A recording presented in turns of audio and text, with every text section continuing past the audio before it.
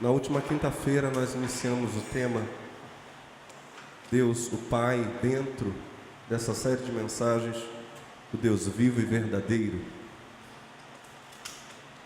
E eu quero recapitular alguns pontos que nós vimos na última quinta-feira para avançarmos então para o que o Senhor quer falar conosco nesta noite. Estamos prontos? Está muito fraco. Estamos prontos? Amém. Glória a Deus. Desde já, nossos convidados são muito bem-vindos mesmo. E fiquem bem à vontade. Que Deus os abençoe ricamente. Na última quinta-feira nós vimos como primeiro ponto que o Senhor é inacessível à mente humana mera e simples. Não há como, por artifício do intelecto, Deus ser alcançado, ter-se comunhão com Ele. Isso é impossível. Deus é inacessível à mente humana, à mente natural. Por exemplo, vimos Mateus 11, 27, quando o Senhor Jesus diz: todas as coisas me foram entregues por meu Pai. Ninguém conhece o Filho a não ser o Pai. E ninguém conhece o Pai a não ser o Filho e aqueles a quem o Filho o quiser revelar. Então Deus precisa ser revelado. Vimos que Deus se revela no Filho. Então o acesso para o Pai está no Filho. Por meio do Filho chega-se ao Pai. E na verdade nessa entrada na realidade do Pai, aí então mergulhamos fundo também na realidade do Filho. Jesus diz aos fariseus em João 8, verso 42, se Deus fosse o Pai de vocês, vocês me amariam.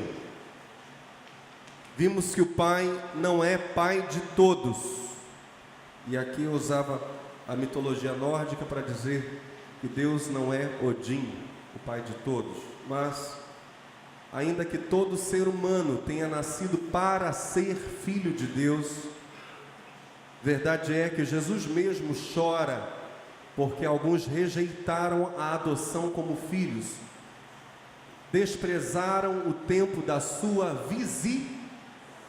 visitação, e então não receberam a graça que Paulo vai chamar de graça da adoção, a bênção da adoção como filhos de Deus. Jesus chega mesmo a dizer em João capítulo 8 que não apenas há aqueles que não recebem a adoção como filhos de Deus, mas há aqueles que de fato vivem como filhos do diabo, filhos do maligno. Em contrapartida, aqueles que recebem a Cristo como Senhor, como Salvador, são adotados gratuitamente como filhos e são, no dizer dos apóstolos, semente espiritual de Abraão, herdeiros de todas as bênçãos que Deus prometeu a Abraão, nosso Pai. Vimos que o Pai tem um Filho, que é Cristo. E em cima disso entendemos que a porta estreita e o caminho estreito são estreitos justamente porque tem a medida daquele que é a porta, que diz que é a porta, e daquele que diz que é o caminho. E dentro dessa realidade de Jesus como o Filho unigênito, ou o Filho único, ou o único Filho, dependendo da tradução que você pegar da Bíblia, o sonho eterno de Deus é que, na verdade, nós sejamos um em Jesus, no Filho, para que nessa realidade, em Jesus, nessa vivência em Jesus, nós sejamos vistos, ouvidos e atendidos como quando o próprio Filho ora. Amém? E por fim, então, vimos esse ponto que eu já acabo de citar: aquele que chega diante do Pai, chega como o Filho. Hoje nós vamos avançar na compreensão de, diga comigo, o Pai do Filho. Mais uma vez, o Pai do Filho. João capítulo 10, verso 30, e hoje nós vamos mastigar, digerir. Eu gostaria que você, como eu, amasse, que nós juntos amássemos a palavra de Deus, amássemos a Bíblia, amássemos ouvir o que o Senhor tem para nós, porque se amarmos a palavra de Deus, enquanto estivermos amando a voz do Senhor, essa mesma voz, ao chegar nos nossos ouvidos espirituais, fortalece o nosso espírito e cura o nosso corpo. Enquanto nós nos alimentamos da palavra de vida, e Jesus disse que as palavras que Ele fala são espírito e vida. Então, enquanto a gente vai recebendo a palavra de Deus, algo vai acontecendo em nós. Milagres vão acontecendo em nós. Aliás, quando Pedro prega na casa de Cornélio, ele está falando sobre a palavra, e o coração de Cornélio e de sua família está tão sedento. Afinal de contas, Cornélio tinha enviado servos dele ao lugar onde Pedro estava hospedado, para chamarem Pedro, para Pedro poder pregar a palavra. A Bíblia diz que a fome era tanta, era tamanha, que enquanto Pedro pregava, o Espírito Santo caiu sobre Cornélio e sobre a sua família. Todos foram cheios do Espírito Santo e naquela mesma hora foram batizados. Se Deus encontrar quem tem a fome de ouvi-lo, milagres acontecem enquanto Ele libera a sua voz poderosa. Aleluia. João capítulo 10, verso 30, verso 31 e verso 36. Eu e o Pai somos um, disse Jesus. Vamos repetir essa fala do Senhor? Eu e o Pai somos um. Os judeus pegaram então outra vez em pedras para o apedrejarem. Verso 36. Àquele a quem o Pai santificou e enviou ao mundo, vós dizeis blasfemas, porque disse, sou filho de Deus?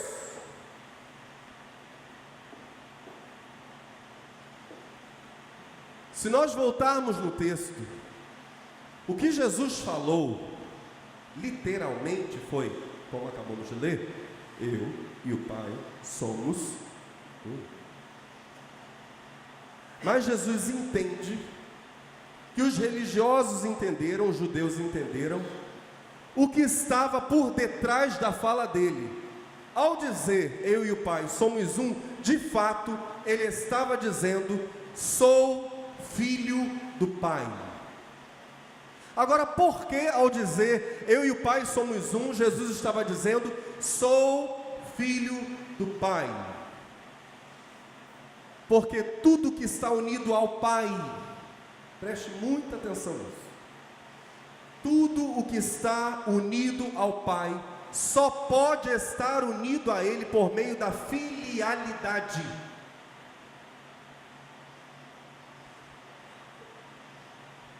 O Pai é a paternidade absoluta.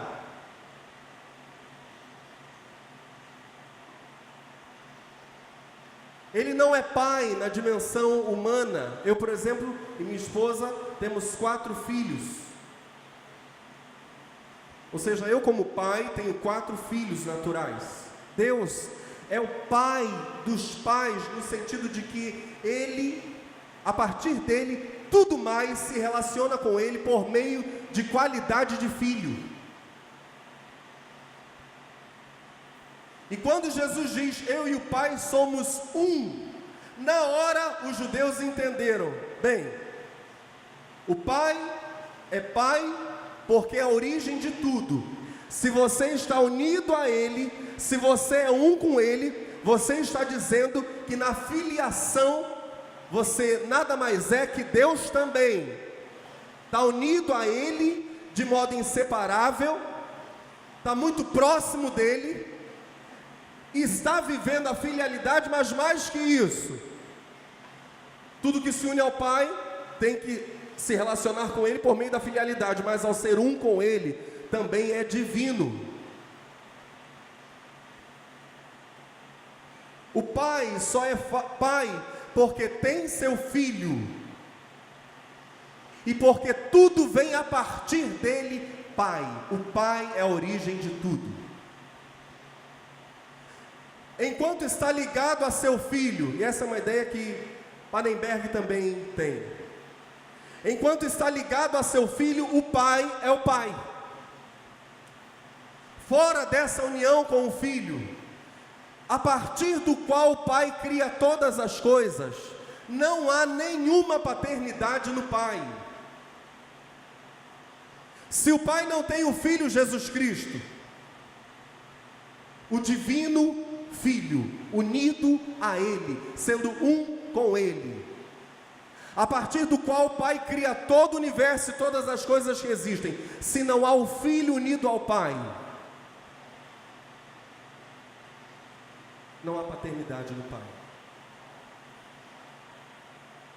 O Pai é Pai de tudo a partir do Filho que com Ele é um.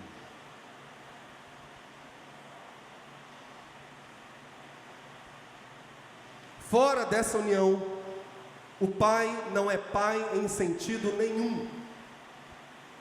E o Filho só é Filho porque tem seu Pai, enquanto está ligado a Ele. Fora dessa união, o Filho não é Filho em sentido nenhum. O Filho eterno é Filho porque é Filho do Pai eterno. Amém? A pergunta que a gente precisa fazer, e que os judeus entenderam quando Jesus diz: eu e o Pai somos um, ou seja, aquele que é a origem de tudo, eu e ele somos uma unidade. O que nós precisamos descobrir é em que sentido propriamente o Pai e o Filho são um.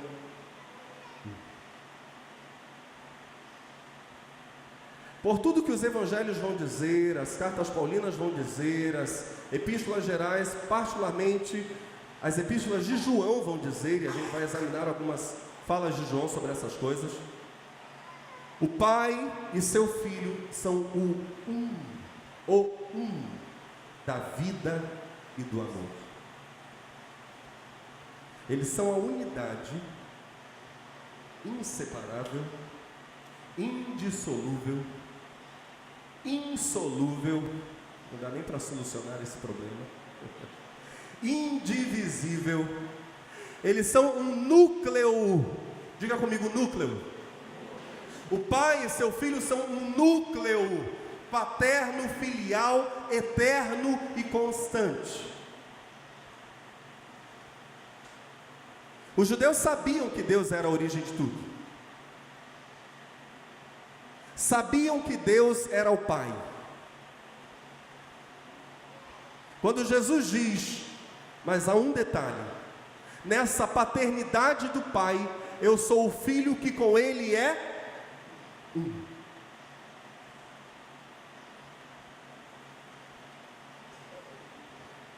Jesus está dizendo para nós que tudo o que se relaciona com o Pai, tendo no Pai a paternidade eterna, tendo no Pai a sua origem e o seu fundamento, temos aqui alguém que vê Deus como Pai.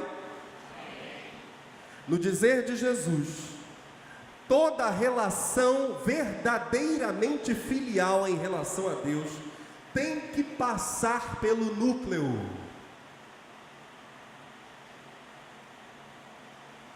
Só na relação do Pai com o seu Filho, só nessa paternidade do Pai com o seu Filho, e a gente vai voltar a esse ponto, só na relação com o seu Filho é que o Pai manifesta a sua paternidade para tudo mais que se relaciona com Ele, vendo-o como Pai e tendo-o de fato como Pai.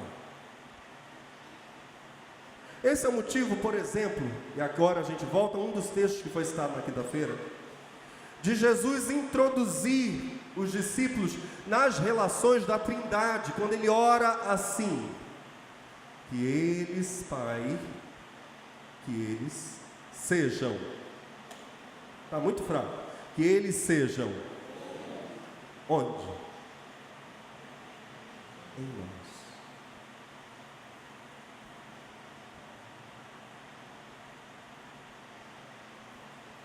Jesus entende que só é possível participar das relações com Deus, o Pai, que são relações de filiação, o ouvir o Pai, o falar com o Pai, o ser orientado pelo Pai, o amar o Pai, o sentir o amor do Pai. Só é possível essa relação filial, se participarmos desse núcleo inseparável que se chama Pai e Filho. Então eu faço uma pergunta para simplificar as coisas nessa introdução da parte B da introdução sobre o Pai. Onde Deus revela a sua paternidade? A resposta é no Filho. Onde eu posso de fato experimentar a realidade do Pai eterno, só há um lugar: no Filho. Então, na ceia, o que o Filho faz? Ele parte o pão, entrega o pão para os 12 e diz: entrem na realidade da paternidade do Pai. Como? O não sabem. Mergulhem no um. Estamos juntos? Mergulhem na realidade do um. O um agora é um com vocês. Nós somos um, Jesus diz. E quando nós somos um, vocês comigo são parte da relação que eu tenho com o Pai. E agora nós temos a relação de filialidade. Ceia é isso. Entrar na relação com Deus, o Pai. Como? Bebam. Agora nós nos fundimos. O meu corpo é o corpo de? É isso mesmo. O meu corpo é o corpo de? O meu sangue, Jesus diz, agora é o sangue de vocês. Estou introduzindo vocês na relação com o meu Pai. Olha que coisa tremenda, meus irmãos. Venham.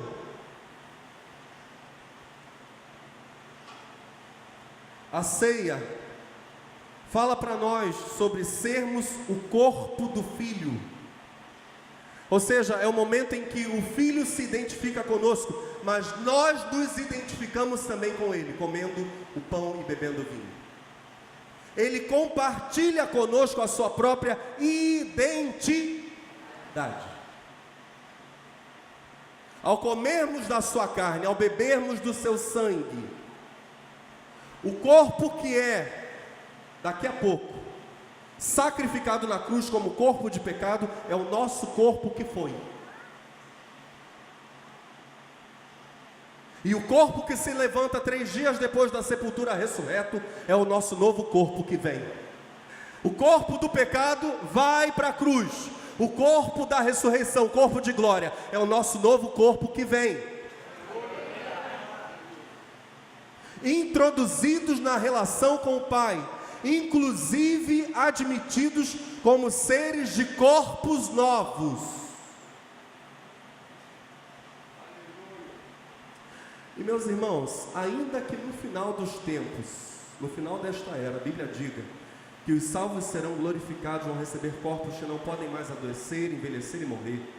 Verdade é que hoje, aquele que se entrega a Cristo, já tem em si, mesmo nesse corpo que eventualmente peca, já tem em si uma coisa que é a presença de Deus, a glória de Deus. Nem o nosso corpo natural depois da conversão é mais o mesmo, não é mais o mesmo. Até no nosso olhar, até o nosso olhar muda, é ou não é verdade? Quem nasceu de novo, o olhar muda. Jesus falou que o olhar vai mudar. Agora tem a glória de Deus ali. tem uma presença diferente, que o mundo rejeita, é verdade, mas que demonstra o milagre da identificação com o Cristo ressurreto, e isso é para nós esperança.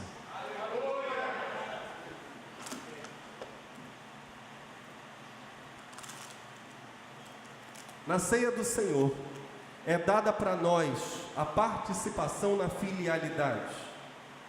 Jesus presta muita atenção, essencialmente filho do Pai. E eu tenho que usar essa expressão, ainda que ela pareça redundante, mas ela não é nada redundante. Aliás, a Bíblia vai usar essa expressão, a gente vai ver texto, literalmente usando a expressão filho do Pai. Jesus é essencialmente filho do Pai. Isso não é, em Jesus de Nazaré, uma característica, não. Isso é a fonte de todas as características do Cristo. Isso é o critério para nós interpretarmos todas as ações, todas as palavras, todos os feitos de Cristo. Para nós entendermos o Cristo, primeiro precisamos saber que Ele é o Filho do Pai.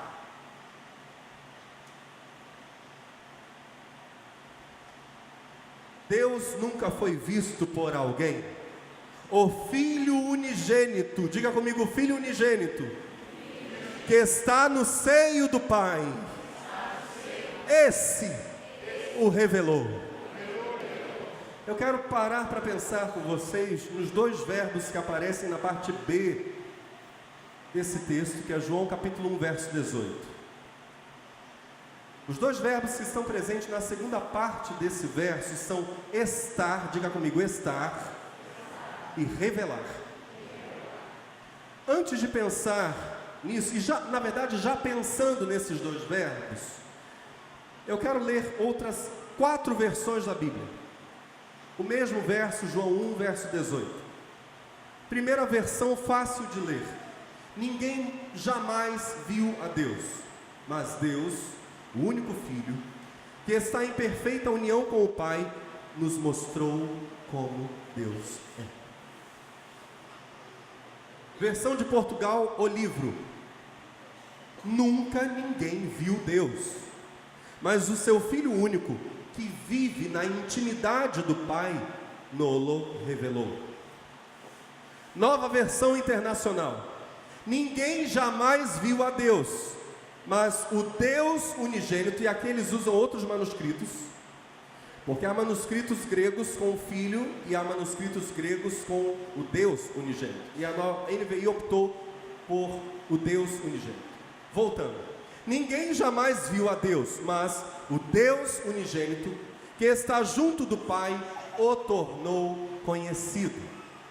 E a nova tradução na linguagem de hoje: ninguém nunca viu Deus, somente o Filho único, que é Deus e está ao lado do Pai, foi quem nos mostrou quem é Deus. Vocês notaram que em todos esses textos há uma ideia de uma coisa contínua no verbo estar. Por exemplo, a NVI diz: o Deus unigênito que está junto do Pai. O livro diz que vive na intimidade do Pai. A ideia do verbo eimi aqui, verbo ser ou estar do grego, é mesmo a de algo que permanece. Ou seja, a ideia é: Jesus, mesmo quando veio ao mundo encarnado, carne e osso, mesmo quando ele veio, ele permanecia num lugar, ele vive, ele está, ele permanece no seio do Pai. Os homens olhavam para Jesus à beira-mar. Jesus estava na beira do mar da Galileia, por exemplo, falando para as pessoas, mas ele sabia que ele estava no mundo espiritual, no seio do Pai. Jesus estava no alto da montanha orando, ou no jardim das oliveiras, buscando a face do Pai. Quem olhasse para ele veria um homem num solo rochoso, em cima de uma pedra, sentado embaixo de uma árvore, ou de joelhos, ou prostrado, alguma coisa assim. Ele sabia, entretanto, que ele estava noutro lugar. Ele estava e sempre está, sempre esteve, estava e estará no seio do Pai. Ele nunca saiu dali. Essa é a ideia do grego. O lugar do Filho antes da encarnação, o lugar no qual o Filho permanece depois dela, o lugar onde o Filho está nesse exato momento, o lugar do Filho, diga comigo, o lugar do Filho é o seio do Pai.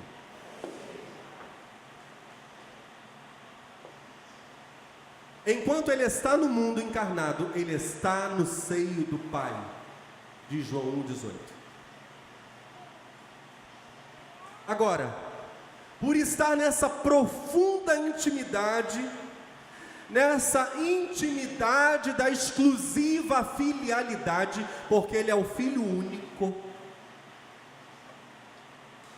ele é o único Filho do Pai. Por estar nessa intimidade da exclusiva filialidade, ele estando no mundo, mesmo estando no seio do Pai, diz o grego, é aquele que revela o Pai.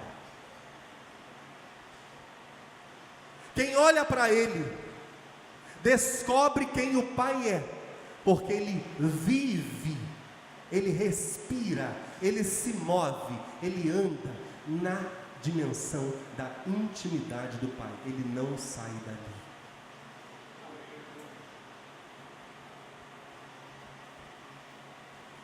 Agora o detalhe é que quando ele revelou o Pai,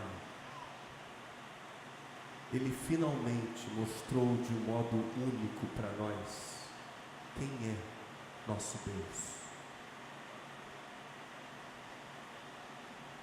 O que é o Pai para Jesus é o que nós chamamos de Deus. Você está entendendo?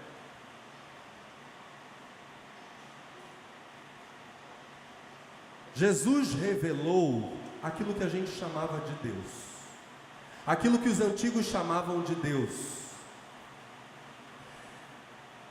de uma forma íntima.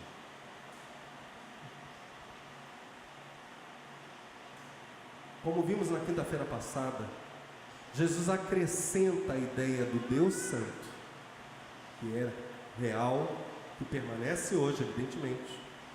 Isso não caiu como coisa obsoleta, evidentemente Deus é o Deus Santo. Mas Jesus acrescenta a nossa compreensão, Deus paterno, o Pai.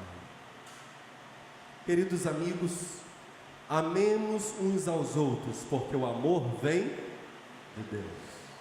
Todo aquele que ama é filho de Deus e conhece a Deus.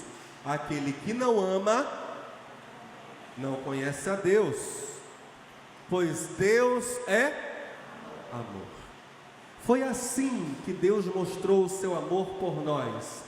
Antes de ler a parte final do verso, ajudem-me. Onde está Jesus? Onde estava o Cristo encarnado? Onde estava o Cristo antes da encarnação? Amém. Esse é o lugar onde ele está, o seio do Pai. Olha a parte final do verso 9. Vamos voltar ao início do verso e ir para o final. Foi assim que Deus mostrou o seu amor por nós. Jesus na intimidade do Pai. Diz o verso, Jesus no seio do Pai. E aí Deus decide mostrar de modo único o seu amor por nós, diz a Bíblia. Foi assim que Deus mostrou o seu amor por nós. Essa Bíblia está representando Jesus. Ele enviou o seu único filho ao mundo. Minha esposa representa o mundo. Ele enviou o seu único filho ao mundo para que nós tivéssemos vida, não se aparta do filho, para que nós tivéssemos vida por meio dele. Aquele que estava no seio do Pai vem. E aí nós temos a revelação daquilo que é, ou daquilo que são as intimidades do coração do Pai.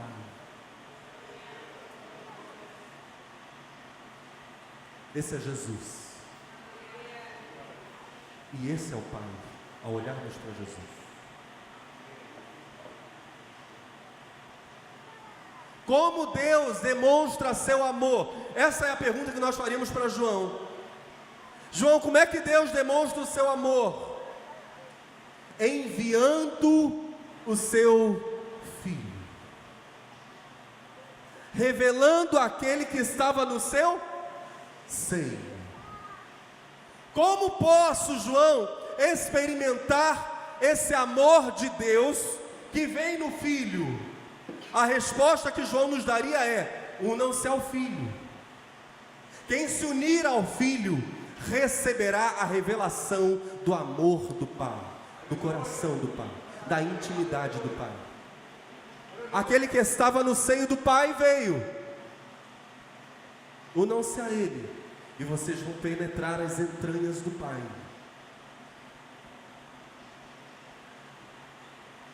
E por fim, João diria para nós: o amor de Deus é a própria vida de Deus. É o amor de Deus que ilumina os homens. É o amor de Deus a chama acesa nos corações dos homens. Quando o Filho único habita num ser humano, quando ele passa a habitar num ser humano, ali passam a morar a vida e o amor de Deus. Porque Deus amou o mundo, que deu o seu, para que não pereça, mas que vida é essa? A vida do eterno. É a vida do eterno. É a filialidade. A vida do Filho eterno que agora vive em mim e que diz para mim algumas verdades. Diga comigo: a vida de Deus vem a nós no Filho que vem a nós. Diga: a fé é a porta pela qual Cristo entra em nós. A terceira verdade eu vou pedir para você ouvir. Quando Cristo entra, Ele se torna como vida, luz e amor que Ele é. Quando Cristo entra, Ele se torna o centro da vida, o centro vital, o nosso núcleo existencial, o nosso DNA espiritual, a nossa principal fonte de pensamentos e ações no mundo. Ele passa a ser o nosso centro vital. Essa experiência de receber o Filho. Essa vida, que é a vida do Filho que vem a nós, isso João vai dizer, na verdade Jesus vai dizer, relatado por João capítulo 3, verso 16, que recitamos agora. A isso Jesus chama de a vida eterna. Essa vida, e somente essa vida, nos garante a real condição de filhos de Deus. E essa condição real de filhos de Deus se expressa no amor. É o que o texto de 1 João capítulo 4 vai dizer. Ou seja, por meio da adoção pela fé em Jesus.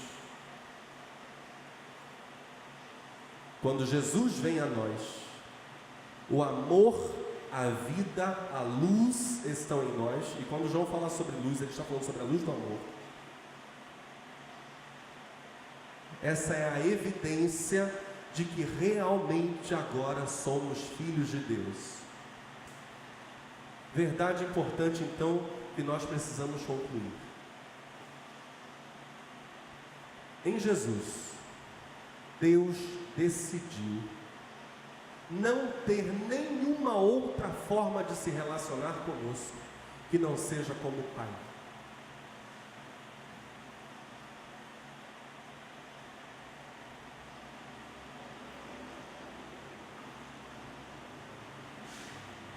Em Jesus, Deus decidiu relacionar-se conosco como Pai.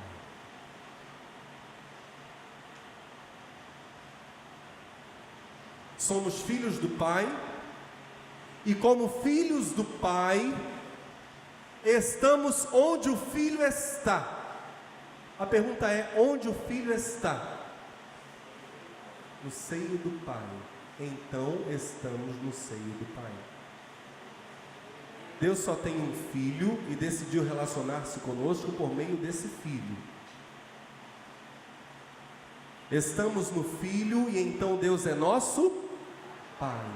E se estamos no Filho e o Filho está no seio do Pai, no seio do Pai estamos também. Esse é o meu lugar. Não saio desse lugar. Aqui estou eu, no seio de meu Pai. A fé no Filho de Deus, presta muita atenção, nos torna filhos do Pai, nos transporta ao seio do Pai. Estamos no seio do Pai, porque esse é o lugar de intimidade do Filho de Deus. Temos algum filho ou filha de Deus aqui hoje? Amém. Aleluia. A fé, diz a Bíblia, no Filho do Homem, título que Jesus dá para si próprio. Ele se autodenomina o Filho do Homem. Poderíamos primeiro, à primeira vista, pensar em Jesus como o descendente perfeito de Adão. Possível essa interpretação como Filho do Homem. Mas talvez exista uma melhor, sobre a qual Paulo vai dizer aos Gálatas: assim como um fulano creu em Deus, e isso lhe foi imputado como justiça. Alguém poderia dizer o nome desse fulano? Abraão. Gálatas capítulo 3, verso 6. Verso 7 agora: sabei, pois, que os que são da fé são filhos de... ora, tendo a Escritura previsto que Deus havia de justificar pela fé os gentios, anunciou primeiro o Evangelho a Abraão, dizendo: todas as nações serão benditas em ti, de sorte que os que são da fé são benditos com o crente Abraão. Verso 16: ora, as promessas foram feitas a Abraão e à sua descendência. Não diz e às descendências como falando de muitas, mas como de uma só, e a tua descendência, que é Cristo. Verso 29: e se sois de Cristo, então sois descendência de Abraão e herdeiros conforme a promessa. Eu creio que é melhor entendermos o Filho do Homem como sendo o filho de Abraão. Agora, a fé no Filho do Homem, a fé no Filho do Homem que é Abraão, o descendente de Abraão, que é Jesus. Então esse Filho do Homem, título que Jesus dá para si próprio, poderia muito bem, de acordo com as palavras de Paulo aos Gálatas, ser uma referência a Jesus como descendente de Abraão. A fé no Filho do Homem nos torna filhos de Abraão, aquele por meio de quem Deus prometeu abençoar todo o mundo, e nos transporta ao seio de Abraão.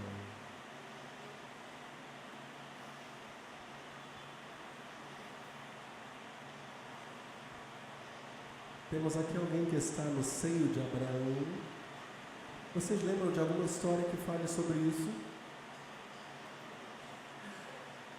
Havia um homem chamado Lázaro e um rico. Havia um rico e um pobre, Lázaro, que jazia à sua porta. A impressão que eu tenho agora, olhando para essas coisas, é que Jesus estava falando em enigmas. Porque como filho do homem, como descendente de Abraão, na verdade,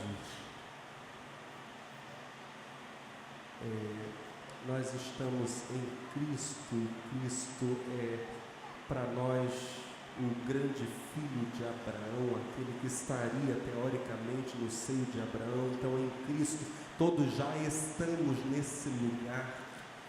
Isso apenas vai se concretizar no dia ou da nossa morte ou da volta do Senhor, mas nós já estamos nesse lugar em que as promessas de Deus se cumprem na nossa vida.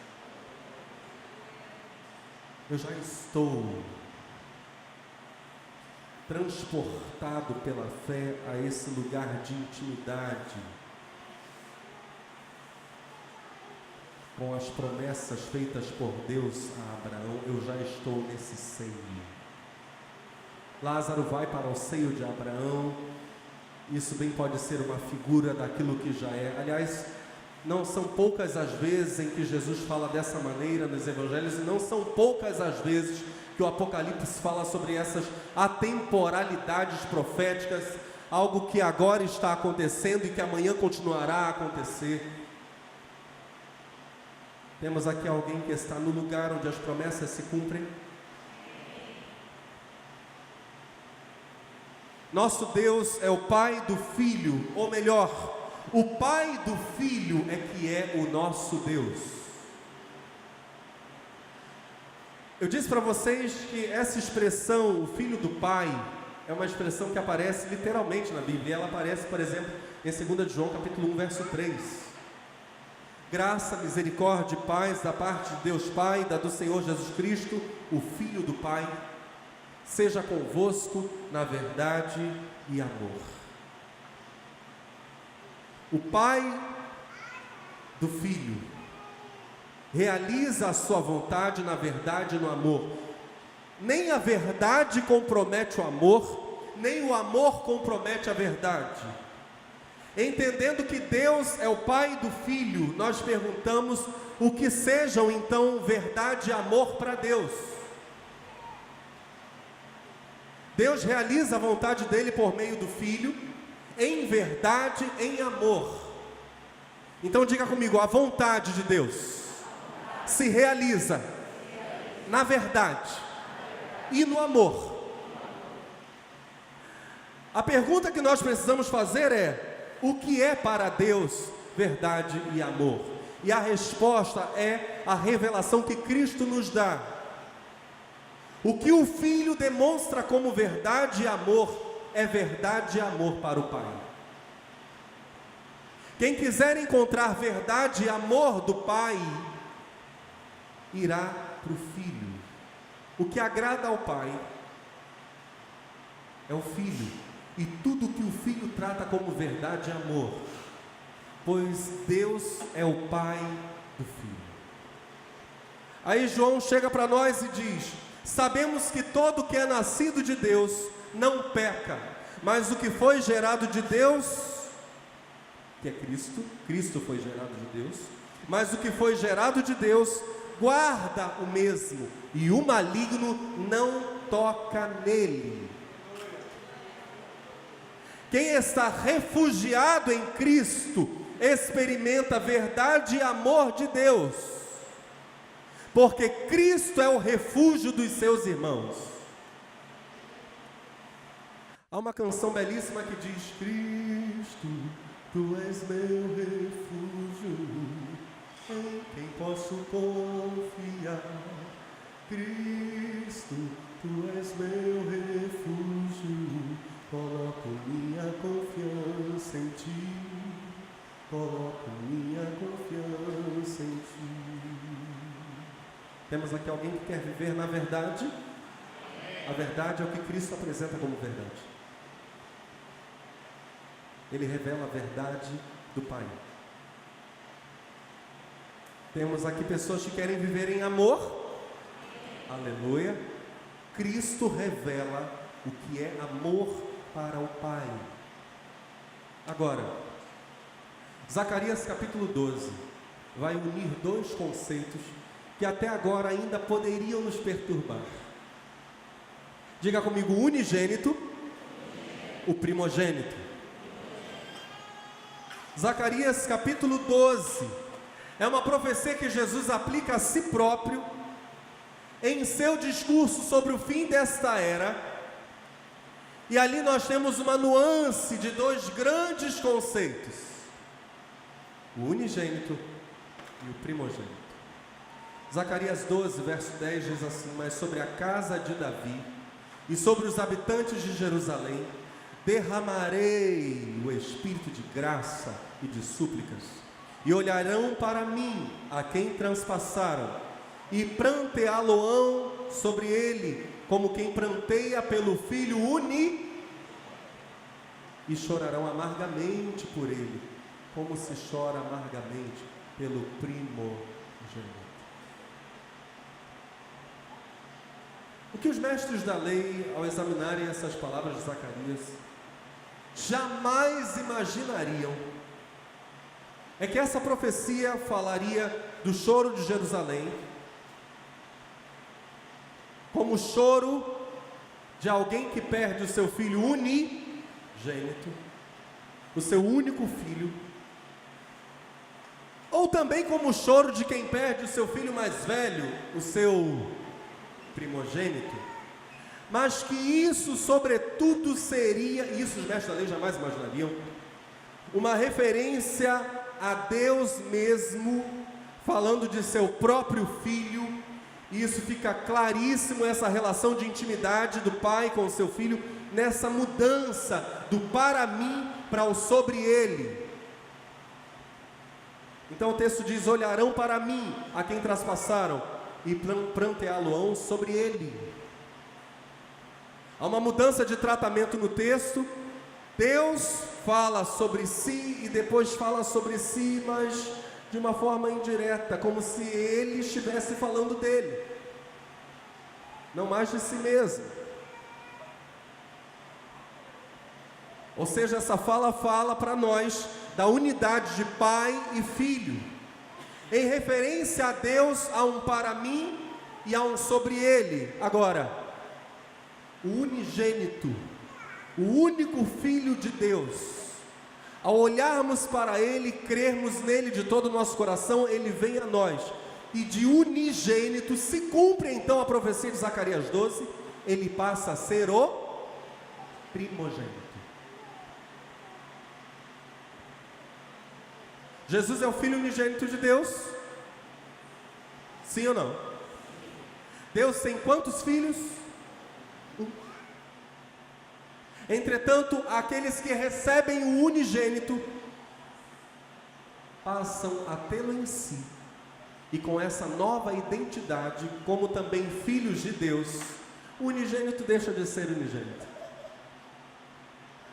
O unigênito se torna primogênito. Ao sermos adotados pela fé no unigênito, ele, Jesus, se torna o nosso irmão mais velho, passa a ser o primogênito entre muitos irmãos. Agora veja só o que a Bíblia diz, e eu quero dizer para vocês o seguinte: Apocalipse capítulo 1 diz para nós que o Apocalipse é revelação, é o sentido da palavra Apocalipse, é algo que Jesus revelou a João na ilha de Patmos, por meio de uma notificação. Apocalipse, ou revelação de Jesus Cristo, a qual Deus, por meio do seu anjo, notificou a João. O verbo ali é falar por meio de símbolos. Muita coisa que nós olhamos no Apocalipse e que nós somos tentados a tratar como sendo coisa futura, na verdade é coisa que se repete ao longo da história. É coisa que aconteceu, é coisa que está acontecendo, é coisa que acontecerá novamente. Interessante que o Apocalipse mesmo nos dá a entender isso, ainda que fale sobre símbolos, por meio de 7 taças, 7 trombetas, 7 selos. E as coisas vão se repetindo, elas acontecem agora, depois acontecem novamente de uma outra forma, depois acontecem de novo de uma outra maneira. Quantos aqui receberão um novo nome na glorificação? Mas isso já aconteceu.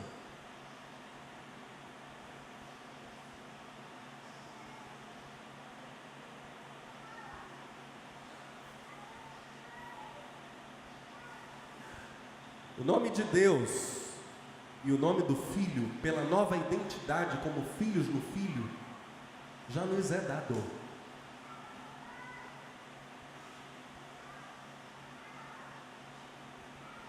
Farei do vencedor, diz Apocalipse 3,12, uma coluna no santuário do meu Deus. Temos alguém aqui que é parte do templo de Deus?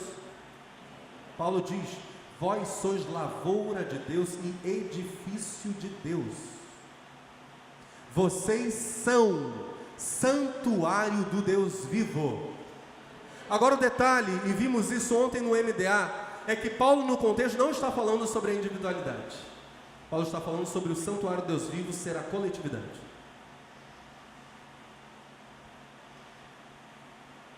Nós, como família cristã, somos a casa, a tenda de Deus na terra. Mas eu volto para Apocalipse 3, verso 12. Farei do vencedor uma coluna no santuário do meu Deus, e dali ele jamais sairá. Temos alguém aqui que está em Cristo nas regiões celestiais? Está muito fraco. Temos aqui alguém nessa condição? Tem alguém aí que está querendo sair? Dar uma voltinha, né? Ver como é que é o calorzinho do inferno. Meu Deus, o pastor pegou pesado. Aleluia. Estamos em Cristo. Escreverei nele o nome do meu Deus e o nome da cidade do meu Deus, a Nova Jerusalém, que desce dos céus da parte de Deus, e também escreverei nele o meu, de Jesus, o meu novo nome. Verso 21 do mesmo capítulo 3 de Apocalipse: ao vencedor darei o direito de sentar-se comigo em meu trono, assim como eu também venci e sentei-me com meu Pai em seu trono. Diante disso, nós vamos para a parte final desta mensagem de hoje. A confissão de Westminster, no capítulo 12, diz assim, olha só que coisa linda: a todos os que são justificados, Deus concede em seu único Filho Jesus Cristo, e por ele, a participação na graça da adoção. Deus concede a participação na graça da adoção. Temos aqui um povo que ama a palavra de Deus. E nos predestinou para filhos de adoção por Jesus Cristo para si mesmo, segundo a boa vontade da sua vontade. Diz ainda a confissão de Westminster: a todos os que são justificados, Deus concede em seu único Filho Jesus Cristo, e por ele, a participação na graça da adoção, pela qual eles são recebidos no número dos filhos de Deus, e desfrutam a liberdade e os privilégios de filhos. Mas vindo a plenitude dos tempos, Deus enviou seu Filho, nascido de mulher, nascido sob a lei, para comprar os que estavam debaixo da lei, a fim de recebermos a adoção de filhos. E se nós somos filhos, diz Romanos 8,17, logo somos herdeiros também, herdeiros de Deus e herdeiros junto com Cristo. Mateus falou aqui sobre dividir herança, recebeu herança. A Bíblia diz que nós dividimos a herança com Jesus de Nazaré. Ele conquistou a vitória na cruz. Pela fé nós vencemos com Ele na cruz. Juntos com Ele pela fé herdaremos o reino no final dos tempos. Co-herdeiros com Cristo.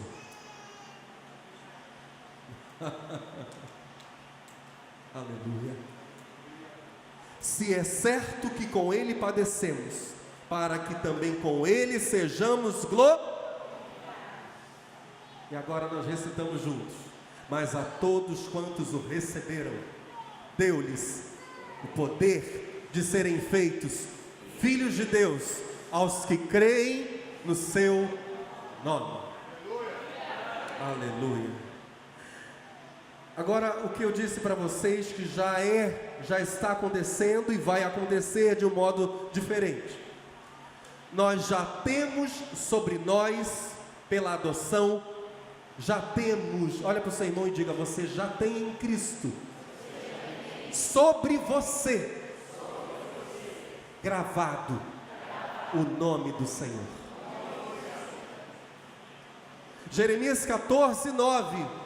Porque serias como homem surpreendido, como poderoso que não pode livrar, mas tu estás no meio de nós, ó Senhor, e nós somos chamados pelo teu nome. Não nos desampares. Recebem o espírito de adoção. Tem acesso ao trono da graça, no qual temos ousadia e acesso com confiança pela nossa fé nele. Tendo sido, pois, justificados pela fé, temos paz com Deus, por nosso Senhor Jesus Cristo, pelo qual também temos entrada pela fé a esta graça, na qual estamos firmes e nos gloriamos. Olha só, hein? Tem gente que se gloria na sua conta bancária. Tem gente que se envaidece pelos seus diplomas. Paulo diz: nós nos gloriamos na esperança da glória de Deus. Isso nos faz ficarmos vaidosos, entre aspas, metidos. O reino está preparado para aqueles que amam ao Senhor. Somos habilitados, diz a Confissão de Westminster, a clamar: Abba, Pai. Porque sois filhos, Deus enviou aos vossos corações o Espírito de seu Filho, que clama: Abba, Pai. Somos tratados com compaixão. Diga comigo: assim como um pai se compadece de seus filhos, assim o Senhor se compadece daqueles que o temem. Nós temos a garantia de sermos continuamente protegidos. Provérbios 14, verso 26 diz: no temor do Senhor há firme confiança, e Ele será um refúgio para seus filhos. Aleluia. Sabemos que no Senhor temos garantia de provisão. Mateus capítulo 6, versos 30 e 32. Pois se Deus assim veste a erva do campo que hoje existe e amanhã é lançada no forno, não vos vestirá muito mais a vós, homens de pouca fé? Porque todas estas coisas os gentios procuram. De certo, vosso Pai Celestial bem sabe que necessitais de todas estas coisas. Aleluia. Nós somos eventualmente corrigidos pelo nosso Pai. Há pessoas que não conseguem suportar a correção. A Bíblia diz que quando alguém não consegue suportar a correção é porque na verdade não é filho. Filha de Deus, suporta a correção. Hebreus 12, verso 6. Porque o Senhor corrige o que ama e açoita a qualquer que recebe por filho. É claro que isso dói, né, meus irmãos? Isso dói. Mas é o tratamento bondoso de um pai que cura e liberta. Lamentações 3, verso 31 diz que o Senhor jamais nos deixa abandonados. O Senhor não rejeitará para sempre. Efésios 4, verso 30 diz que fomos selados a uma marca e uma garantia de que vamos receber em Cristo Jesus um reino. Não entristeçais o Espírito Santo de Deus, no qual estáis selados para o dia da redenção. A Bíblia garante que aqueles que estão em Cristo vão herdar todas as promessas que se cumprirão no fim dos tempos. Todas elas serão herdadas.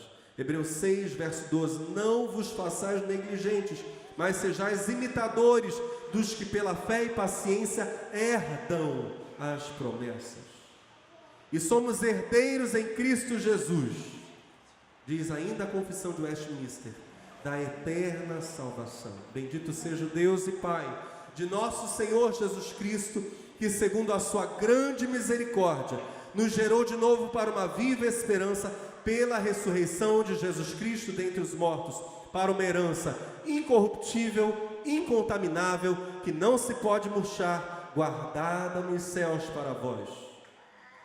E a Bíblia diz que os anjos, inclusive, estão trabalhando a nosso favor, para que se cumpra o dia em que vamos finalmente receber a nossa herança. Não são, porventura, todos eles espíritos ministradores, enviados para servir a favor daqueles que hão de herdar a salvação. Os filhos de Deus reinam sobre tudo, até que Deus em Cristo coloque tudo debaixo dos pés do seu Filho, mas aqueles que estão no Filho já estão reinando com Ele sobre tudo. Jesus já é Senhor sobre a vida e sobre a morte. Até o final dos tempos apenas vai se manifestar a conquista total de Cristo sobre todo o mal, a vitória final de Cristo. Mas até que essa vitória final se concretize, a igreja vai triunfando. Eu preciso dizer algo a vocês. Nós estamos vivendo dias muito difíceis, é verdade. Entretanto, a igreja de Jesus Cristo, diz a Bíblia, até o final da história, e no final da história, triunfará com o Senhor Jesus. Quando eu e você dizemos, meu Deus, ontem eu estava dizendo, ouvindo coisas, as propagandas, um apelo muito forte para o erro como sendo verdade, como sendo acerto. Realmente nós vemos dias de Sodoma e Gomorra, mas também é verdade que a igreja não é refém dessas coisas. Também é verdade que aqueles que estão em Cristo não serão esmagados por essas coisas. Também é verdade que aqueles que estão em Cristo vão triunfar sobre essas coisas. Até o final definitivo da vitória de Cristo e da vitória do Evangelho. Ainda nós veríamos algumas coisas, mas eu vou parar aqui. Quero encerrar dizendo a vocês que em Cristo Jesus, tudo aquilo que se refere a Ele, Cristo, se refere a nós. E a gente vai continuar vendo isso na quinta-feira que vem. Tudo aquilo que se refere a Cristo se refere a nós, pois essa é a maneira pela qual Deus se relaciona conosco como o Pai, pois que Ele é o Pai do Filho, e nós estando no Filho é que somos filhos de Deus, e experimentamos então todas as bênçãos cabíveis ao Filho em sua existência terrena. E é por isso mesmo que Jesus diz, vocês vão fazer sinais maiores, porque eu estou indo para o meu Pai. Tudo que é para mim, tudo que cabe a mim, cabe a vocês. Amém? Amém? Tudo o que é meu é vosso. Por favor, fique de pé no seu lugar.